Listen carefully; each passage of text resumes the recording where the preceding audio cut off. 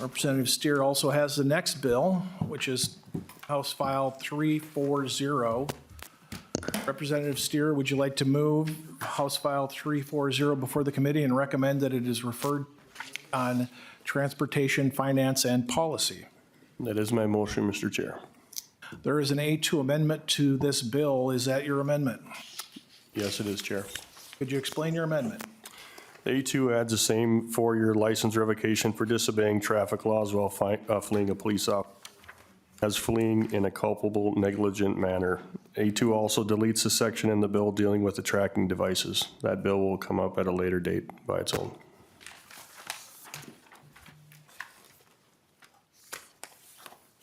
Are there any questions for Representative Steer of the amendment A2? Representative Moeller.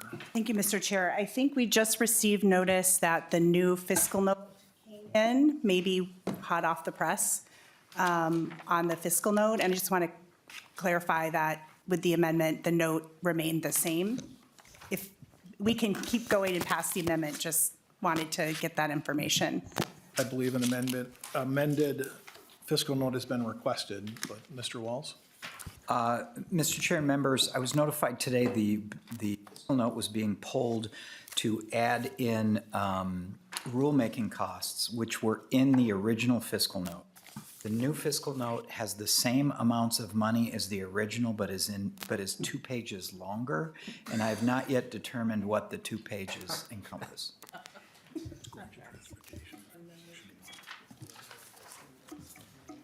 Going to transportation for what? Section. I'm sorry, was there a question? That Mr. Walls answered my question, and I'm prepared to vote in support of the amendment. All right.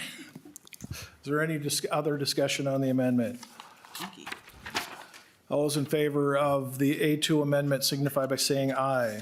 Aye. All those opposed, nay. Motion carries. Representative Steer, with the bill now in your desired form, please begin your testimony. All right. Over the last several years, the number of instances for fleeing a police officer in a motor vehicle has dramatically increased. In 2023, there were 2,262 agency-initiated pursuits. Law enforcement officers have experienced a correlation between a rise in fleeing and an increase. According to the BCA crime report that was released in August 2024, there were 15,612 stolen vehicles in 2023. That's a nearly 30% increase from 2019 when there was 11,410 vehicles stolen. This bill aims to address these concerns and work towards minimizing the amount of fleeing instances. Fleeing a police officer in a motor vehicle is already illegal. The first 4 sections of this bill would amend the existing statute 609-487 for fleeing a police officer while in a motor vehicle by adding 2 offenses and raising the penalty by an additional year. Fleeing while exercising culpable negligence is guilty of a felony and may be sentenced to imprisonment for not more than 4 years. Current fleeing violation is at 3 years. Fleeing while failing to obey signs, signals, or markings and/or failing to keep on the proper side of the road is guilty of and may be sentenced to imprisonment for not more than 5 years. The final section, Section 5 of the bill, would allow officers to utilize, I'm sorry, I'm not gonna, that one's strucken, so don't read that, I guess. All right, do you have some testifiers, Representative Steer? I do. I have Shane Myrie and Imran Ali from MPPOA. Who will be first? Welcome back to committee, Mr. Myrie, and please state your full name and begin your testimony. Mr. Chair and members, my name is Shane Myrie, and I'm the president of the Minnesota Police and Peace Officers Association, or MPPOA. Thank you again for keeping the issue of fleeing police front and center in the committee, and for the opportunity to testify here in support of House File 340 as amended. MPPOA has recently testified in this committee on current trends that we have seen on the streets regarding fleeing from police. That ranges from a single occupant fleeing from a traffic stop all the way to groups of individuals getting together, baiting law enforcement to chase them while they flee. But today, I'd like to take a minute and talk to you about an incident that recently happened on the streets in Minnesota.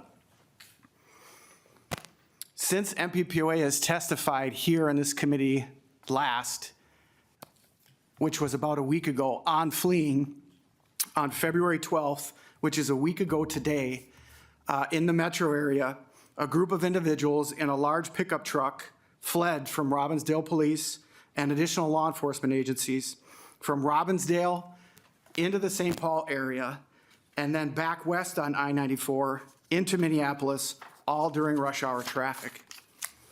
It's my understanding that this is still an active and open investigation involving multiple law enforcement agencies in the metro area. But I'd just like to point out what I was quickly able to pull from local media headlines about what's going on the streets in Minnesota. WCCO, suspects escape after ramming multiple vehicles during Robbinsdale police chase. Another article from WCCO, stolen truck rams through rush hour traffic. And then Star Tribune, the article's headline was, "I don't want to drive for a while, says motorist hit on I-94 by suspects in a stolen vehicle." The first sentence in that article reads, "At least 8 drivers were hit as suspect weave in and out of rush hour traffic Wednesday in Minneapolis." Mr. Chair and members, you've heard it many times, but fleeing suspects have created a public safety crisis on our roadways. With regard to this bill in the Minnesota Criminal Code, our membership does believe adding language like this in House File 340 to cover actions that go beyond simple flee, but don't raise to death, gross bodily harm, or substantial bodily harm is good public policy for Minnesota. Like was stated earlier, this would address the situations where a fleeing vehicle leaves the roadway, drives through a city park, ends up driving the wrong way on a road, or going into oncoming traffic. In closing, as this bill moves forward, I know in this chamber and in the other chamber, there's multiple bills that are going to be moving forward. But from a law enforcement standpoint, I'd also like to point out that we may be at a point in time where the state of Minnesota, whether it's through the Office of Traffic Safety or elected officials or whoever would do it, needs to develop some sort of public safety messaging campaign about the dangers and consequences of fleeing in a motor vehicle. We've done this in Minnesota in the past, and it's been successful. We currently have public safety messaging campaigns on seatbelts, click it or ticket, DWIs, drive safe, or drive sober, drive smart, texting and distracted driving, hands-free Minnesota, park the phone. We now, potentially, as these bills move forward in parallel with the public policy decisions you guys make, it may be time for a statewide messaging campaign on fleeing from police as well. Mr. Chair and members, thank you for your time this afternoon. Thank you, Mr. Myrie. Next testifier, state your name and go ahead with your testimony. Thank you, Mr. Chair, members of the committee. Good afternoon, everyone. My name is Imran Ali. I am the Minnesota Police and Peace Officers Association General Counsel. For those of you that do not know me, I'm also a former prosecutor as well as a former defense attorney. This issue is near and dear to me, and the increased penalties that have been outlined by Representative Steer fall in line on some of the trends that we're seeing on our Minnesota roadways. But what I want to do is very briefly focus on why this is happening. And I have an ability not only in my position or my positions in the past, but also just as a citizen in Minnesota and talking to other citizens as well. Let's be honest. There is a negative view of law enforcement in our state and in our country. And this has only gotten worse over the years. Many elected leaders across Minnesota and across our country really provided some fuel for this. Whether it's the defund the police movement, whether it's some of the rhetoric that we've seen come out, whether it's on social media, or whether it's in a form of the op-ed, we have a negative view of law enforcement, and this is providing some of the fuel of what we're seeing on our roadways today. There is no regard for the law. There are no consequences. These people that make the choice to evade law enforcement are thinking of the following. Do I flee or do I not flee? This is a risk-benefit analysis. I have yet to see a case in all of my years as a prosecutor and all of my years as a public defender in Hennepin County where I either had a client or I had any evidence that has come forward in any case where the suspect said they meant to flee because they wanted to. This is a risk-benefit analysis that each of these people that make that decision, and we've seen an increase in that decision to do so. Here's what they're thinking. They're thinking in this calculated risk, do I have a warrant for my arrest? That's going through people's minds when they make the decision about whether to pull over or not to pull over. Number two, part of the calculated risk. Do I have any contraband in my vehicle which could lead to further criminal liability? Oftentimes when you see a felony flee case that is charged out by the county attorney, you often see another charge as well, and that's assuming that the individual was apprehended. And lastly, the individuals will say, am I under the influence of any alcohol or controlled substances, which likely could send me to jail? That's the calculated risk that these individuals face. And quite frankly, what I have seen, especially in the last 3 years, is these individuals that choose to do so fear no consequence whatsoever. There is no consequence to flee when fleeing a peace officer in a motor vehicle is the lowest level severity crime in the state of Minnesota, but yet is the only crime that affects every single driver, all the way down to Laverne, all the way up to Grand Marais. It affects every single driver, and what our legislature has done has said this is the lowest level felony.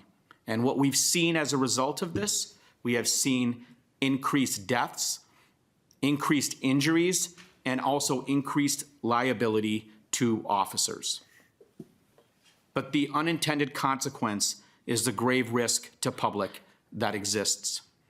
And so what I would ask the esteemed members of this committee and Mr. Chair, and thank you Representative Steer for this bill, is that give prosecutors the tools to utilize different levels of fleeing depending on what happens.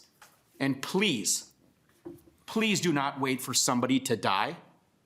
Don't wait for the general public and people that are driving on the way home from work to die. We saw it happen in Minneapolis off of Lake Street, where 5 young women who were traveling to celebrate Eid, a Muslim holiday, were killed. We cannot wait for citizens to continue to die, whereas the other individuals that continue to not obey the law fear no consequence, have no consequence, and as a result of it, make us all less safe. Thank you, Mr. Chair. Thank you. Questions for Representative Steer or his testifiers? Representative Hollins. Thank you, Mr. Chair. So in general, I agree with this bill, and I'm glad you brought it forward, right? I have 2 young children who walk on the streets of St. Paul, and I am terrified regularly of what might happen on those streets and how speeding cars, regardless of whether they're fleeing police or not, I mean, you know, it's dangerous for them. And so I want to recognize that. But I also think it is unfortunate that we are coming to this place to talk about this in a way that is presuming that we understand why people are fleeing law enforcement. Because I live and represent the district where Philando Castile was killed. And that was an innocent man, a lawful gun owner, who was killed when he was pulled over, shot in front of his fiance and his child. And so there are a myriad of reasons why people might flee the police, including the fact that they might die. And I think that if we do not recognize that as a real fear for a number of people in my community, in particular Black and brown individuals, but not exclusively, I think that we're missing a whole segment of what is happening. And so I think it's really important that we take a moment to recognize that we all have work to do.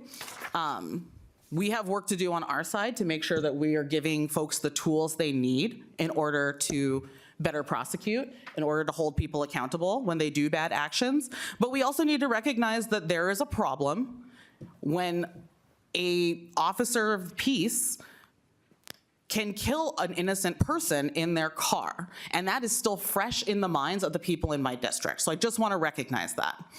The other thing that I thought was really interesting about the testimony here is, you know, I'm a lawyer, and I can tell you most people don't know what the laws are. They don't know when we change fleeing from the police and change it from a misdemeanor to a gross misdemeanor or anything like that. They don't have a recognition of that, and they're not thinking about that when they are driving. And I think you said it best, right? The things they're thinking about is, do they have contraband?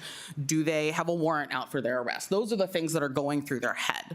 And so I actually really appreciated what you were saying. I'm sorry, I forgot everybody's names. I'm so sorry. But I really appreciate what you were saying about an awareness campaign, because I think that is potentially more impactful than changing what the actual law is, because people don't know what the law is, and they're not thinking, oh, this could really get me some serious time. I better not speed away from the police. Maybe they are thinking that. Maybe these two things go hand in hand.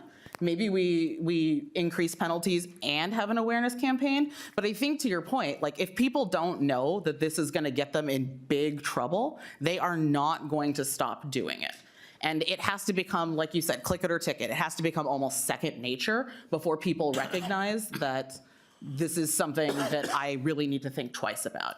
And, you know, I'll be honest, I think most of the people who are fleeing police are probably not really in their right head a lot of the time and are not thinking super clearly. They're in fight or flight mode, which is unfortunate. And it does create danger for the entire community. But I just want to recognize those two things. We absolutely have to do education alongside with increasing penalties if we're going to do that. And then second of all, we have to look at all sides of this and the fact that statistically, for some people, when they get stopped by the police, it can be a life or death situation, even when they do everything right. Thank you.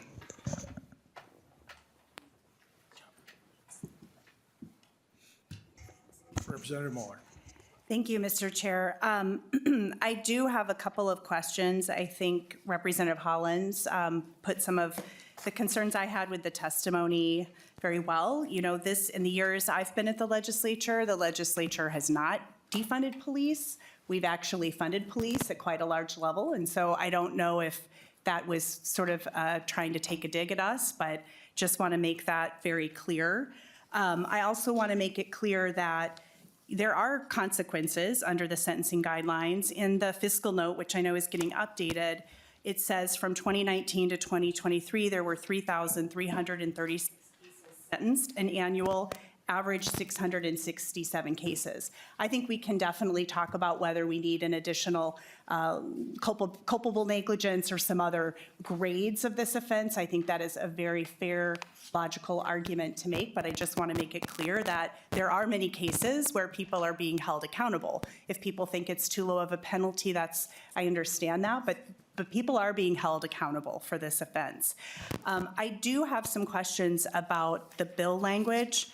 And I am specifically looking at your Section 3, Subdivision 3B, and I'm looking first at lines 2.2 to 2.29. And I guess I'll just make a comment here that some of those additional subdivisions are covering some things I'm not sure were intended to be covering, like driving through like a flashing pedestrian signal, that sort of thing. So I feel like there might be a little more refinement on that one. But the one that gives me a little bit greater pause is on line 2.30, where fails to keep on the proper side of the road in violation of 169. I took a look at 169.18, and it covers things like following a vehicle too closely, slower vehicles, passing stalled or disabled vehicles, drive on right, pass on left, that law. And so it also covers driving down the wrong way of a one-way lane. So I for sure understand you would want to stop that particular behavior, but I'm not sure you intend to cover all of 16918. So I guess my first question is, would you be open to taking a closer look at exactly the kind of driving conduct that's listed here in that section and considering maybe really refining it a little bit? Representative Steer. Yeah, Representative Mueller, I'm always willing to take a look at that. We are trying to hit a specific target of what they do. I mean, we have a lot of law enforcement officers that we can poll and say, what is it that they're doing? We obviously didn't mean to cover that whole statute, so it definitely is cleaning up. My goal here is to work on both sides so that we can get this thing across the finish line. We have to do something in Minnesota to stop what's happening. And I know Representative Mueller and I spoke offline about this, and it was, we talked about the messaging campaign. We have to get the message out there.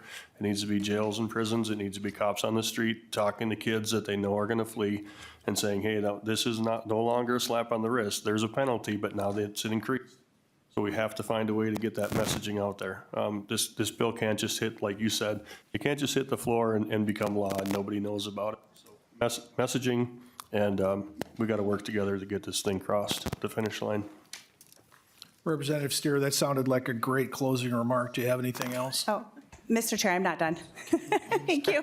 Well, I certainly appreciate that. And one of the things I heard that your testifier mentioned was this car that was hitting other cars. And I didn't see that in this bill. And I thought maybe maybe that would fall under the culpable negligence. But I mean, that was a good example of something that maybe want to think about adding if it doesn't fit the culpable negligence definition, and then agree with you on the messaging. Because we know that the fiscal note has been revised, has a little more depth to it now. I don't know that the numbers have changed for our committee, but I also want to make sure that we're able to give this the full consideration when we have our budget targets. So, Mr. Chair, is it your intention that this would come back to this committee? Sorry, I was distracted. It's coming back to the committee. It's going right now to transportation, and have plenty of opportunity, and Representative Steer is committed to working with you on fixing it. It'll have to come back with the new fiscal note. Okay, thank you. That's all I have. That's all you have. Representative Steer, closing arguments. Yeah, I just would urge support in this. I think we've talked enough. We have to do something to slow down or curb the fleeing vehicles in Minnesota. It puts everybody at risk, like Mr. Ali said. Yeah, I think that's it. Representative Steer renews his motion that House File 340 as amended be referred to the Transportation Committee. All in favor signify by saying aye. Aye. All those opposed say nay. Motion carries and your bill is referred to Transportation. Thank you, Representative Steer. Mr. Meyer and